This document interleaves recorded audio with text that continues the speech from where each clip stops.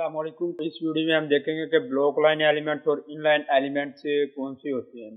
तो चलते हैं ब्लॉक लाइन एलिमेंट्स की तरफ। तो ब्लॉक लाइन एलिमेंट्स जो होते हैं ना हमारे पास बेसिकली वो ब्लॉक लाइन एलिमेंट जो होते हैं वो हमें जब भी कोई कंटेंट लिखना होता है ना वो हमें एक न्यू लाइन से स्टार्ट करवाते हैं। जबकि ब्लॉक लाइन और इनलाइन में जो डिफरेंस है वो भी मैं आपको कोड एडिटर के ऊपर बाकायदा लाइव दिखाऊंगा कि किस तरह से इनके दरमियान डिफरेंस आ रहा होगा। तो ब्लॉक लाइन एलिमेंट जो है वो हमेशा जो है ना एक न्यू लाइन से शुरू होते हैं और ब्राउजर पे ऑटोमेटिकली स्पेस ले लेते हैं, यानी मार्जिन वगैरह जैसे आप कह सकते हैं। ये ब्लॉक लाइन एलिमेंट जो है ना वो एक फुल विड्थ ले लेते हैं, यानी कि अगर एक वर्ड मैंने लिखा है ना एक लाइन में तो उसने क्या करना है अपने एंड तक एक पूरी जो, अब जैसे ये मैंने ब्लॉक लेवल एलिमेंट लिखा है, ठीक है, अब उसने क्या किया, उसने ये आगे वाली सारी स्पेस ले लिया है। उसने मैंने अब स्टार्ट किया ना कोई भी नया चीज़, उसने उसको यहाँ फॉर एग्जांपल अब ब्लॉक लेवल मैंने शुरू किया, ठीक है, उसने इसे यहाँ पे नहीं लिखने दिएगा, वो इस वाले कंटेंट को ना नेक्स्ट वाली लाइन में शिफ्ट कर देगा। जैसे यहाँ पे ब्लॉक लेवल एलिमेंट एक न्यू लाइन में लिखा हुआ है, इस तरह वो यूज़ कर रहा होगा। और ये मतलब कि यूज ब्लॉक लेवल एलिमेंट जो हम यूज़ कर रहे होंगे ना वो बेसिकली डिव होगा या पैराग्राफ होंगे। मैं आपको जो फ़र्क दिखाऊंगा ना कोड एडिटर पे लाइव दिखाऊंगा, वहाँ पे आप इजीली समझ जाएंगे। यहाँ पे बेसिकली मेन मकसद जो था ना आपको ये एलिमेंट्स दिखाना था कि ब्लॉक लेवल एलिमेंट्स कौन कौन से होते हैं। तो ये हमारे पास ब्लॉक लेवल एलिमेंट्स है जिसमें address, article, site, div, DL, DT और footer, form, header, heading tags आ गए हमारे पास, और ये main, nav, note, order list वगैरह आ गई। ये हमारे पास जितने भी टैग्स हैं ना तकरीबन सारे तो नहीं कवर अप हो सके, जितने भी कवर अप हुए सारे ना डिव हमारे पास से टैग हैं। अब मैं आपको उसको लाइव VS कोड पे जाकर समझाता हूँ, वहाँ पे आप इजीली समझ जाएंगे कि ये कौन से। फिर बाद में जब मैं इनलाइन आपको बताऊंगा ना तो फिर आपको वाज़िया तौर पर अंडरस्टैंडिंग हो जाएगी कि ब्लॉक लेवल एलिमेंट्स कौन से हैं और इन लेवल एलिमेंट्स कौन से हैं। तो वीडियो में एंड तक जरूर जुड़े रहिएगा ताकि आपको इजीली समझ आ सके। तो चलते हैं कोड एडिटर के ऊपर। तो अब मैं कोड एडिटर के ऊपर आ चुका हूँ। तो जैसे कि मैंने आपको वहाँ पे दिखाया था हमारे पास डिव है, हेडिंग टैग है और पैराग्राफ टैग है। ये कौन से हैं? Block level. अब दिखाया तो काफ़ी सारे थे बट उनमें से मैंने ये तीन सेलेक्ट कर लिए हैं। पहला हेडिंग टैग, H1 मैंने टैग यूज़ कर लिया, ठीक है। मैं क्या कर रहा हूँ इसमें दिल लिख देता हूँ। अब आपको आगे जो डिव टैग है ना वो मैं लिख कर दिखाता हूँ। मैंने जैसे डिव टैग लिखा और इसके अंदर मैंने क्या किया, कोड लिखा। अब आप देख सकते हैं कि इसने क्या किया है, अब इसने क्या किया, ये कोड को एक न्यू लाइन में शिफ्ट कर दिया है। इसने अदील के आगे नहीं लिखने दिया, जबकि मैंने तो यहाँ पे इसी के आगे लिखा है। तो इसीलिए ब्लॉक लेवल जो होते हैं ना बेसिकली वो अपनी स्पेस नहीं लेते बल्कि उससे आगे जितनी भी विड्थ आ रही होती है सारी की सारी विड्थ ले लेते हैं और एक न्यू लाइन में कन्वर्ट कर देते हैं जो हमारे पास नेक्स्ट कंटेंट आ रहा होता है। अब इसके आगे फॉर एग्जाम्पल मैं पैराग्राफ टैग भी ले लेता हूँ, ठीक है। और पैराग्राफ में मैं क्या लिखता हूँ, तो इसने क्या किया, इसे भी एक नेक्स्ट लाइन में शिफ्ट कर दिया है।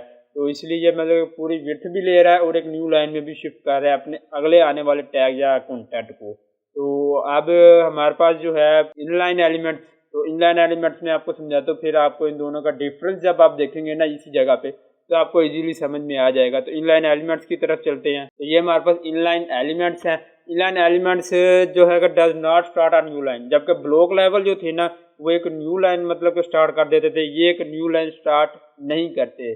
और उसके बाद इनलाइन एलिमेंट एक साथ मतलब कि जितनी जगह पे ये लिखा गया, जैसे मैंने अदील लिखा था आपको दिखाया, तो वो सिर्फ उतनी ही स्पेस लेगा, अपने आगे पूरी की पूरी विड्थ नहीं लेगा। जैसे कि मैंने यहाँ पे एन लिखा और मैंने इनलाइन जो है किसी दूसरे टैग में लिखा, तो ठीक है उसने क्या किया, उसने इसे एक नेक्स्ट लाइन में शिफ्ट नहीं किया बल्कि एन के आगे ही लिख दिया है। तो इसी तरह ये मतलब जितना उसका टेक्स्ट होगा उतनी ही स्पेस ले रहे होंगे। इसके अंदर स्पेन हो गया, सब हो गया, ये मोस्टली टैग यूज़ हो रहे होंगे। जैसे कि अब आप नीचे देख सकते हैं एंकर टैग हो गया, एब्रिविएशन टैग हो गया, बोल्ड टैग हो गया, बटन, साइट, कोड और एम्बिशन, ये सारे के सारे टैग मैंने ना वीडियो के मतलब चैनल की प्लेलिस्ट में आपको मिल जाएंगे। आप वहाँ से जाकर समझ सकते हैं कि ये टैग कौन कौन से हैं।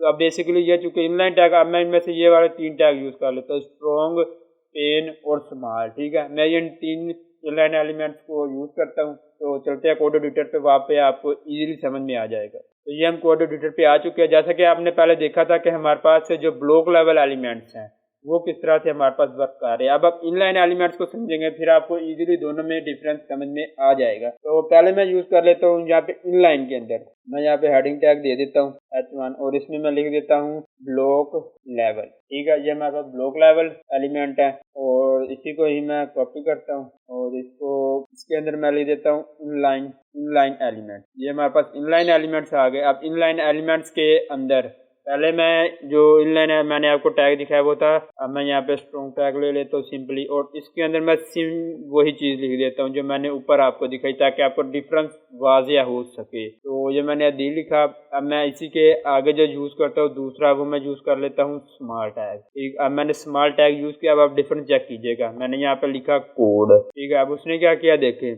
उसने सिंपली अदील जितनी उसकी स्पेस थी उसने उतनी स्पेस ले लिया।